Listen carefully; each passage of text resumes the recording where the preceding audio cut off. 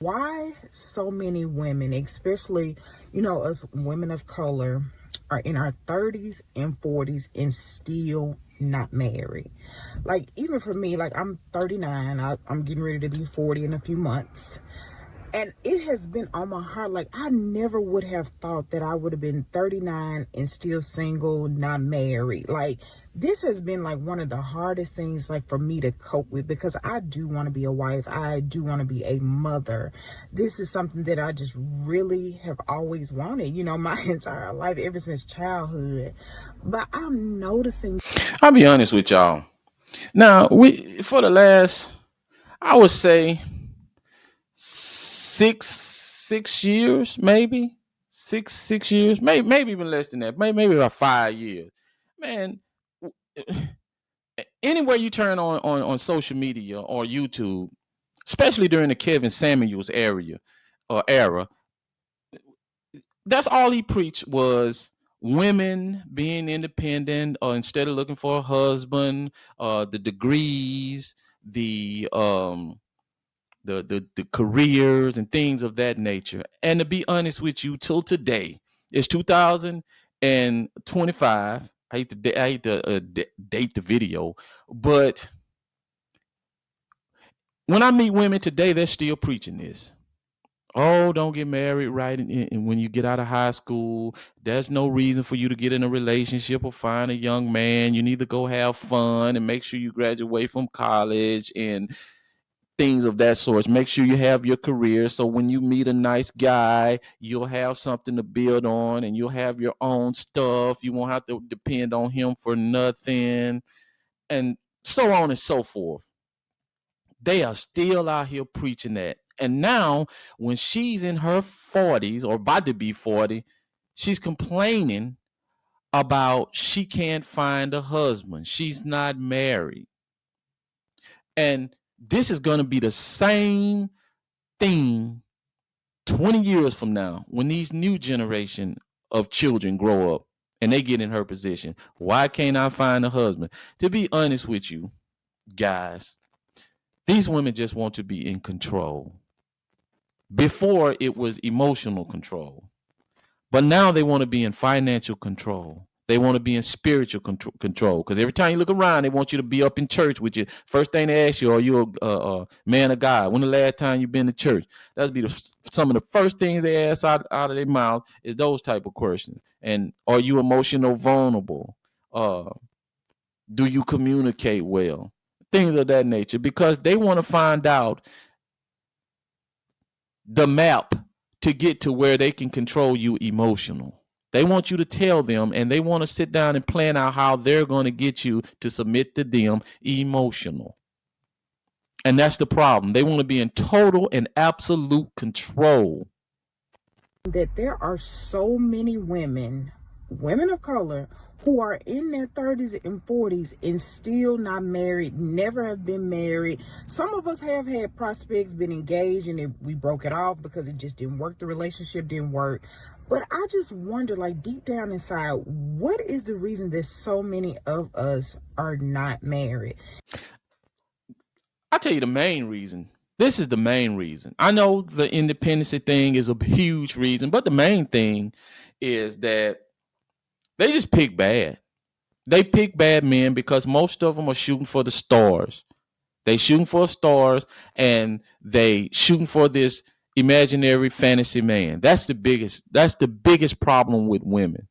They choose the wrong guy. Now they can claim that they're so smart, but how come y'all keep claiming that you keep getting tricked when everything goes bad, or the relation, or you get tired of the relationship, or everything just falls apart? Is it because some of us are truly, like, difficult to get along with? I know that's the persona that they say about black women, that we are difficult to get along with. But does that have truth to it sometimes, y'all? Sometimes it can be true. Are we difficult to get along with? Are we just too picky? Is it because we want men who have six-figure salaries, and some of us don't even make six-figure salaries, but we have their requirement to be able to be with a man? Is it because some of us are just merely, like, just selfish, and we Yeah, yeah. Most women are selfish for the most part. And a lot of times, a lot of women are selfish. I'm not going to say all of them are.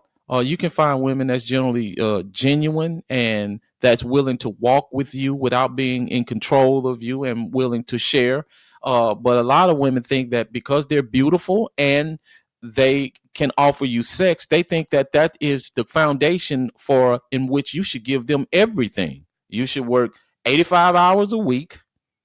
You should make sure their name is on the mortgage.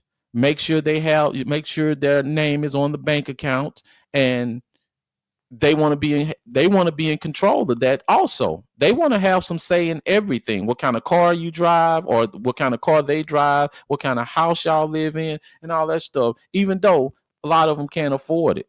A lot of them can't afford it, and you know, they need you to come in and help them live a better lifestyle. So yeah, a lot of them are very selfish, man. A lot of women are very selfish because they think they're entitled to you being a servant, you being a man of service. Want everything in a relationship to go our way and our way only? Is it because we have this fairy tale of how marriage is supposed to be, where the man is the only one who should pay all the bills? Yeah, that's another thing. Yeah, you should pay all the bills. You just shouldn't be paying all her bills. Yeah, you should pay the bills because listen, guys, hey, if you're an average guy and you got your own place, you're gonna be paying the light bills anyway. If you got your own place, you're gonna be paying a mortgage anyway. If you got your own place, you're gonna be paying the light bill and the water anyway. You're gonna need to eat anyway. Now, should you be paying her car note? No. Should you be paying her insurance? No. Should you be getting her nail done? No. That's why she got her own job. That's why she got her own money. That's why she got her own budget. So let's just say if she was living by herself and she was this quote unquote independent woman that she say she is, or that she was living. So she would have to pay a mortgage. She would have to pay the light. She would have to pay the water. She would have to pay all that stuff. So let's just say the mortgage around some places, we'll just say low end around $1,200 a month. Low end, or depends on where you're living. It could be way, way, way much higher. And we're just gonna go with $1,200 a month. Then a light bill probably in a house probably gonna be anywhere from 200, 250 a month. Water probably about $100 a month. Cable bill. Okay, add all that up, man. Add all that up. So you're 1,200, 1,400, then another 100. That's 1,500. So you already at $1,600 right there. So that's $1,600. If I'm paying all the bills, then that's $1,600 a month you're gonna be saving. Let alone if you're paying all those, you're a career woman, you're paying all those bills, plus you got your car note, your insurance, or your health insurance. What else will add up in there?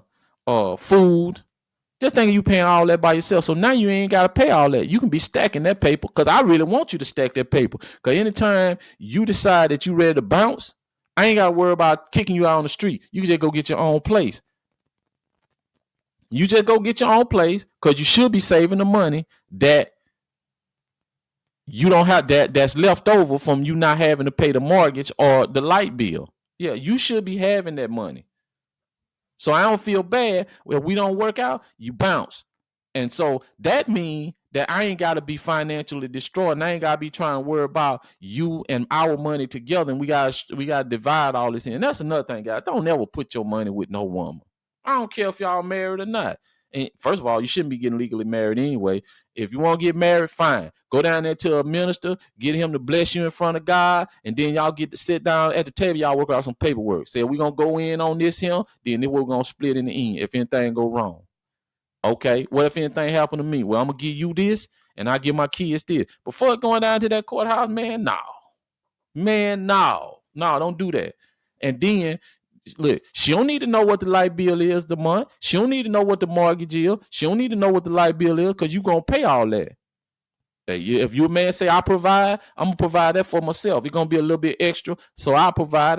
Hey, you might have to work a couple more hours extra, but for the life, for her car note, her hair, nails, all that, man, no, I ain't finna pay for all that. I'm already doing enough by allowing you to bank the money from you not having to pay a mortgage. And we don't do anything. We can just keep our money, save our money, and just do whatever we want with our money. Or is it because some of us truly just don't want to even listen to a man? Is that why so many of us are still single to this day in our 30s and 40s? Because sometimes I do see that with a lot of women. They really don't want to listen to a man. It's all about what they say. They ain't studying him. They could care less about what he thinks. Yeah, and she make a good point right here, guys. This whole ideal is we're gonna be a power couple, and let's just say you are a power couple. Let's just say the woman came into your life and y'all started building a business together. It's 50-50, you and her or whatever, and the business is successful.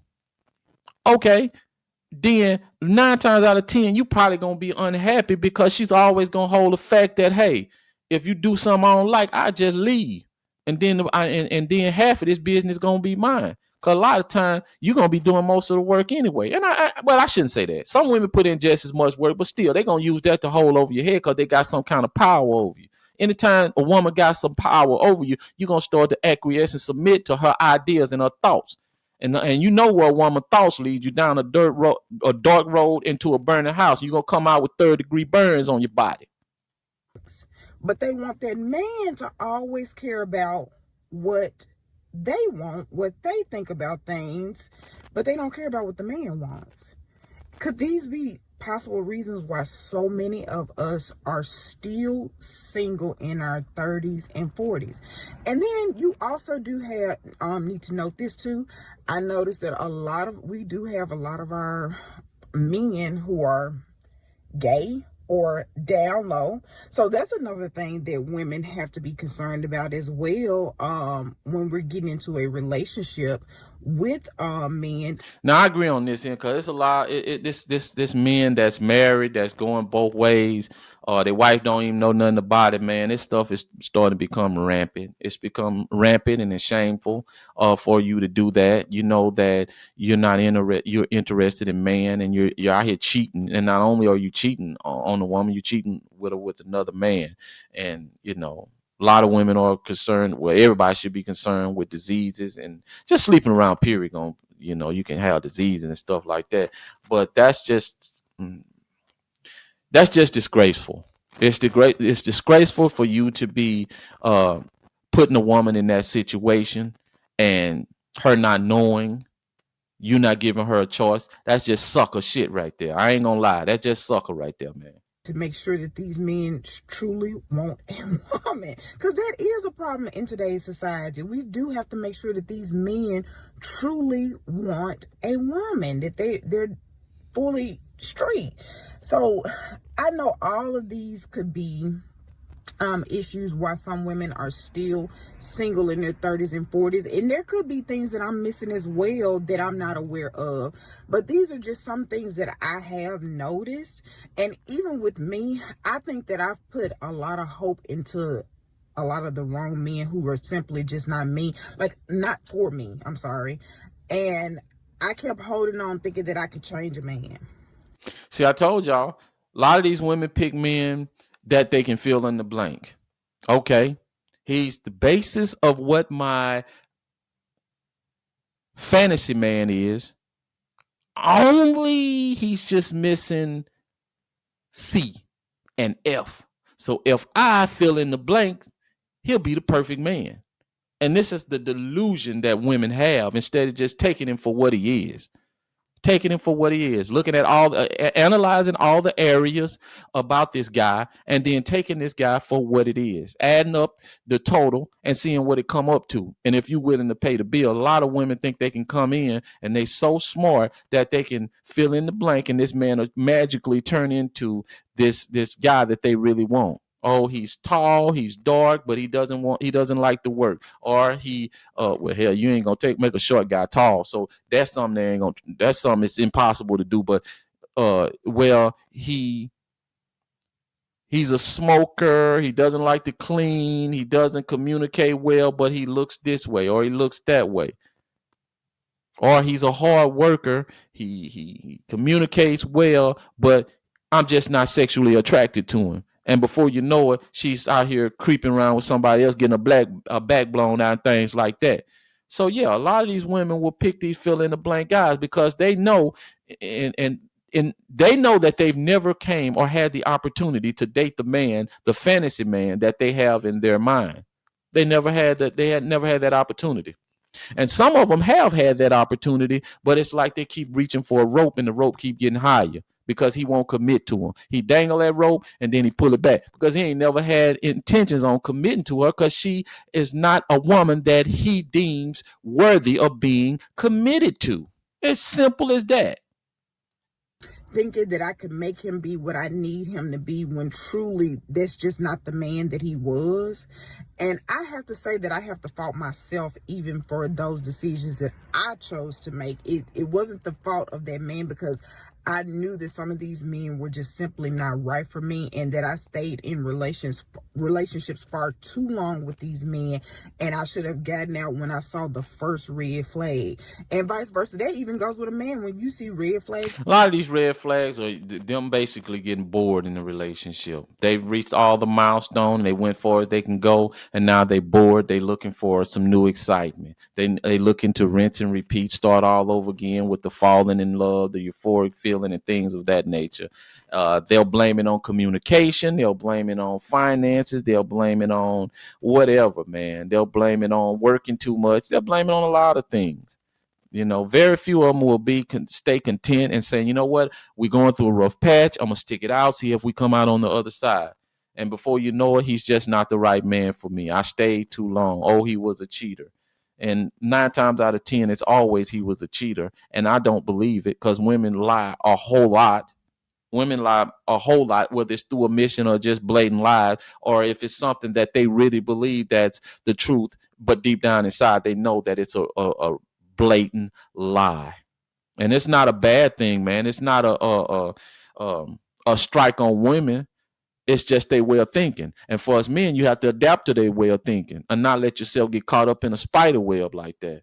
And guys, it's just boiled down to you just have to understand and understand this game. It's a very dirty game, and you have to understand this game. And when you don't understand this game, it will leave you broken, disgusted, and busted. Live by the code, the Carhee Mindset.